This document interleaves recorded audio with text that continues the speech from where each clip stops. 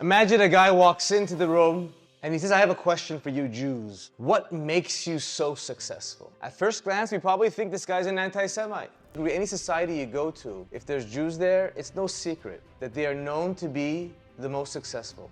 And so if you were to answer that question, would you look at how Jews are now or how we started? What do you guys say? When you want to look at a successful business person, a successful athlete, do you look at and try to study what they do now or how they started? Which way? We're going to be reading the story of the inception of the Jewish people, which the rabbi so beautifully mentioned, of the Seder.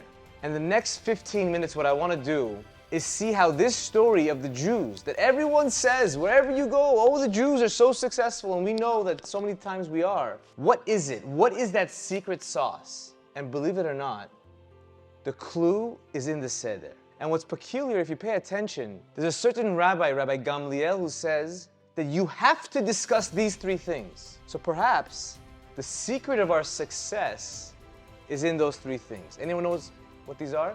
Since it's so late, I decided to bring presentation, keep you guys awake. The first thing we have to mention, says according to Rabbi Gamliel, we have to discuss, say it out loud. Matzah. The second thing, Pesach. We have to mention the Pesach offering. This is steak for you meat lovers. We have to have a barbecue of a Pesach sacrificial offering. The third thing we need to discuss, Maror. That the secret of the Jews is in the inception. And Rabban Gamliel tells us the importance of the Seder is these three. And if you don't mention these three, you have not fulfilled it.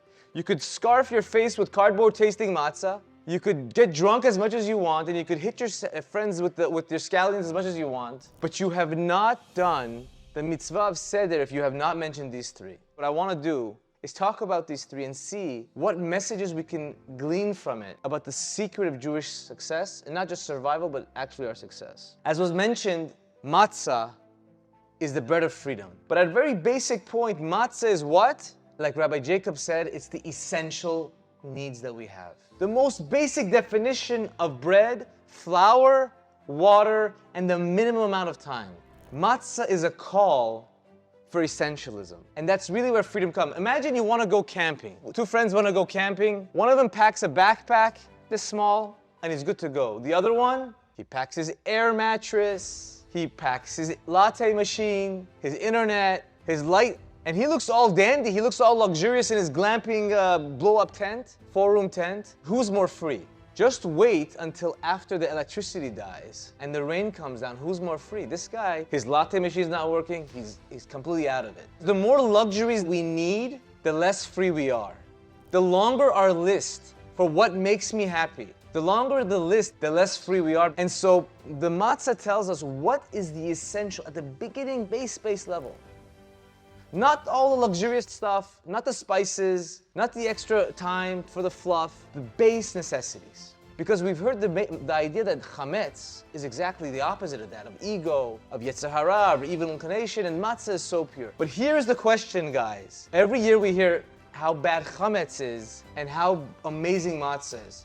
But here's the question, Rabbi. If matzah is so good, why do we go back to eating chametz if it's so bad? We have these chametz parties, Krispy Kreme, everything. If it's so bad, why do we go back to it? And if luxurious is so bad, why are there so many rich religious Jews? There's rabbis in the Talmud that are very wealthy. And so I think the answer is that the first step to success is not only being free from the luxury, but just knowing what your essentials are. Because we enjoy the rest, but the problem is we get stuck in it. We get stuck in it because the luxury is great, but we think we need it. So our friends, our society, our community, our social media feed, the billboards all tell you, you need this. Don't think that you need it. Matzah is a declaration of independence, and it's a reminder one time a year to tell me, no, I don't need that. Simply put, Jews don't get stuck in a slave mentality where they tell me, this is what I need. We tell ourselves what we need, and everyone has to decide for themselves. I'll tell you a personal story,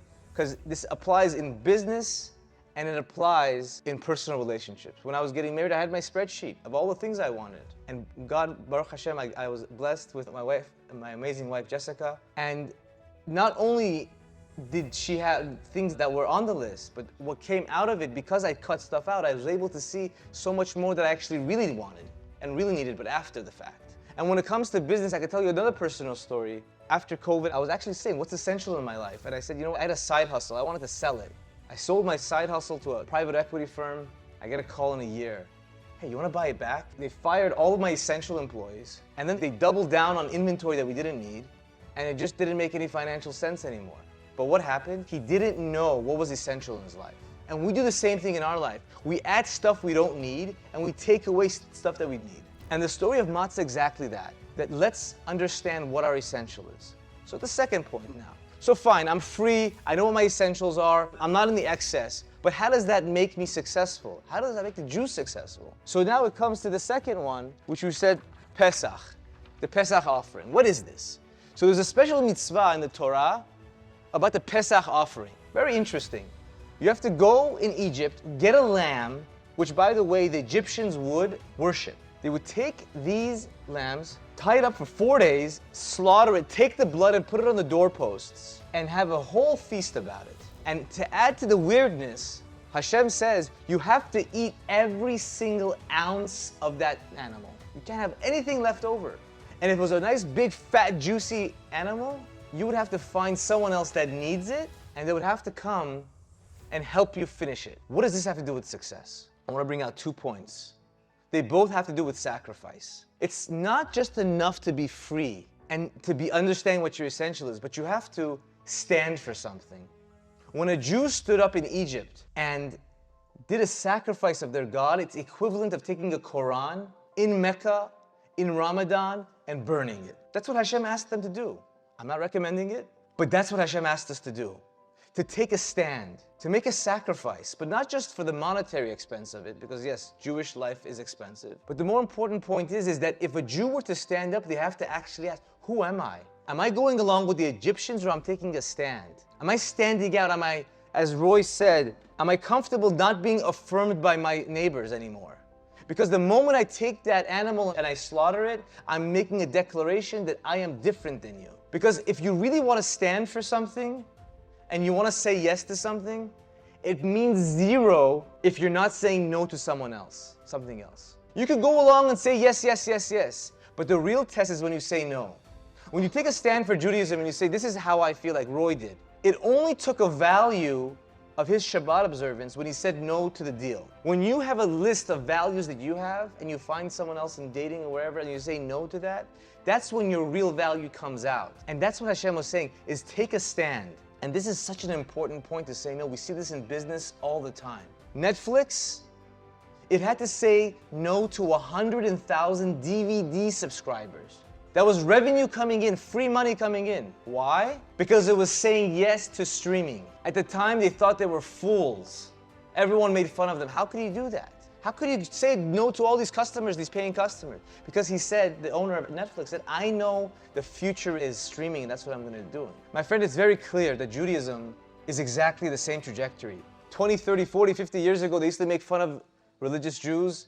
They're so backwards. Now, people are leaving the less religious schools in droves because they realize the mistake they made. They're realizing that spirituality is something important. Look at any Fortune 500 CEO, I promise you 80% of them have some kind of spirituality routine in them in the mornings, where they were making fun of us. On and on and on again. For us to take a stand, we have to say no, but we have to say yes. And we have to stand for things, and that's how our success comes from, because we go against the grain.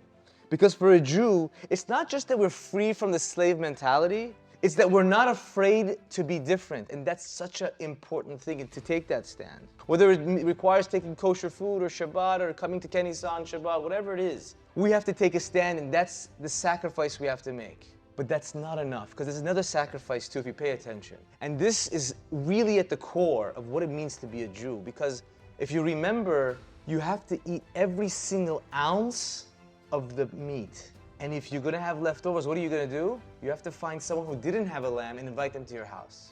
Think about that for a minute. It's baked into the Jewish system to take care of those less fortunate. Meaning the guy who has the lamb, it's his responsibility to go find someone poorer to come take it. So Rav Hirsch says, more than the poor need the rich need the poor.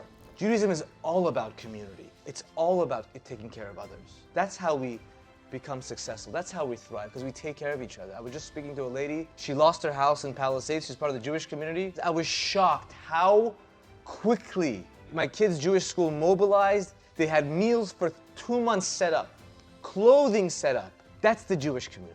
That's how we succeed, is because when someone else falls, we take care of them. It's called network effects. We're not alone. Because it's not just individual Jews that are successful, it's always the Jewish community that's successful, because we take care of each other. There's WhatsApp groups of giving a free stuff. Anything you guys want for free, it's out there. Free loans, free bedding, free strollers, everything. Because we take care of each other. That's the second pillar, as we sacrifice for others. And lastly, we mentioned, who remembers the third one, if anyone's still awake? Maror. What's Maror have to do with anything? Bitter. Where does Maror have to do with anything? And so Maror, it's the idea that Jews never put under the carpet their bitter times. Yes, we've had some sweet times and amazing times, but we never forget where we came from. And it's not just like some kind of Memorial Day where we're just remembering the past. And it's not something even more elevated that we learn from our past. The Jewish experience is that we embrace the bitterness. Think about it, guys. Think about it. It's the night of royalty. We're taking 4 wines and we're leaning and we're supposed to act like we're kings. And then right in the middle we have Maror. Where is that? Because we take it and we have it as a badge of pride. For the movies that try to teach us that everything has to be fine and dandy and perfect, Maror tells us that the secret to success is to expect bitterness. Expect obstacles. Because anyone who acts like their life is perfect, I have news for you. Their life sucks. I've seen it with my own eyes. I deal with chatanim, with grooms and couples. The ones that are, obviously not all of them, but generally speaking, the ones that are in public with their smiley faces and everything's fine, they're coming to me and the therapist and Rabbi Jacobs and they're talking about how miserable their lives are. It's a fake show. We were brought into this world to work and work hard, and it's bitter sometimes.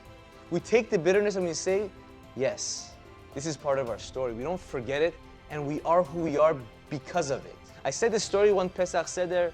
My mom, she lived a long and healthy life. She came with tears in her eyes, and she brought a plate to the table.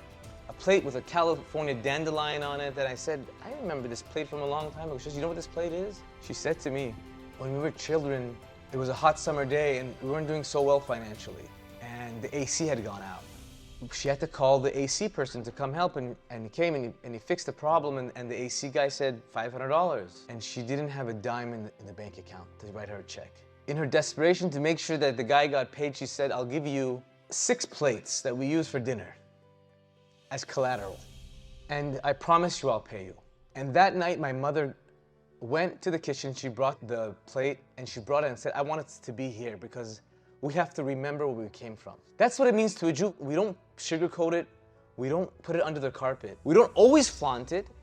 Just like when it came to the matzah, we don't always have to have it. It's just once in a while we're bringing it out to remind ourselves that life is not going to be perfect. And if you want to be successful, if you get triggered every time something small happens and you expect everything to be perfect, you lost it. You won't get success.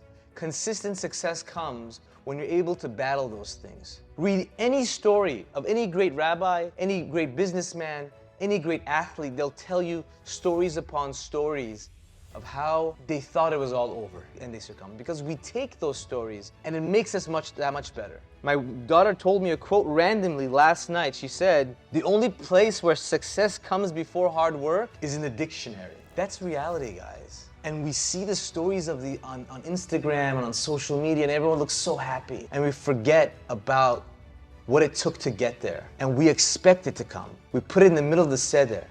And that's what we will tell our friend. When he asks us, what's the secret to Jewish success? It starts with number 1, not falling for the trap of the slave mentality and reminding ourselves the minimum essential things we need, and we stick to those.